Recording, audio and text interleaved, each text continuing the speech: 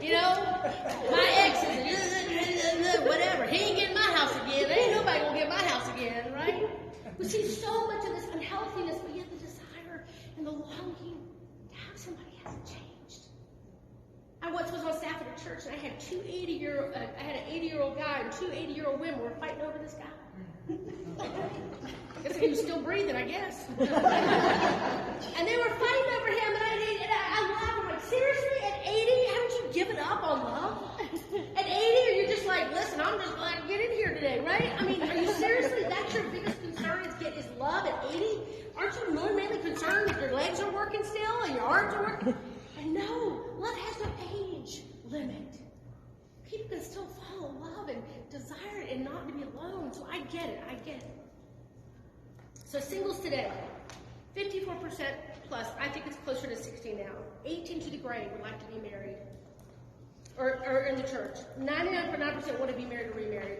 I say 99.9 because there is that one person who's like, no, I really don't.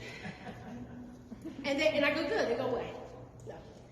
They really don't. And mainly it's because there's probably been a trauma, a hurt, a pain, or they had an amazing spouse and they're widowed and there's nothing that's going to replace that spouse. Or they have a lot of stuff, they've got a lot of health issues, and they're like, I wouldn't want to put this on anybody. And I go, wait a minute, you didn't answer the question. I asked you, do you desire to be married? And I said, I didn't say you're going to be married. I didn't say you're actively looking. I'm just saying desire. And I very rarely found anybody that says, oh, right, one came along. If the guy came along and was okay with my health situation and my 14 kids. You know, if a woman came along and she's okay that, you know, I work at Walmart, you know, I'm a greeter and I make, you know, $10 an hour, you know. If a guy came along and he's okay that my mother lives with me, then maybe. So that's the thing, it's really a desire for most of us. We don't want to be alone. We want someone to get us. We want someone to love us. We want someone to want to listen to us. We want somebody that cares about our day. But how do you get there? How do you get to that place? In 2,000 years, the church is still led by a married man, average age 45 with 2 kids.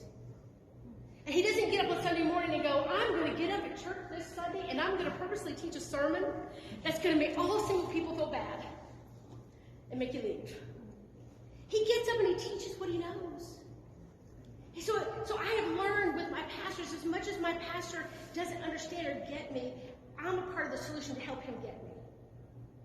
I need to be serving and tithing and be a part of the solution of my church instead of going to my pastor whining because there's not what I want them to have to minister to me. And instead, I need to go to my pastor and say, Pastor, you know, if I can ever help you understand what singleness looks like. Because unless you die when your spouse dies, Pastor, you're going to be single. Right? And you, Pastor, you do know how 2 married people get to be 2 married people. They're 2 single people first. Right? And to educate my pastor to understand what singleness looks like. Not every single is trying to hook up. But guess what, Pastor? Every Sunday,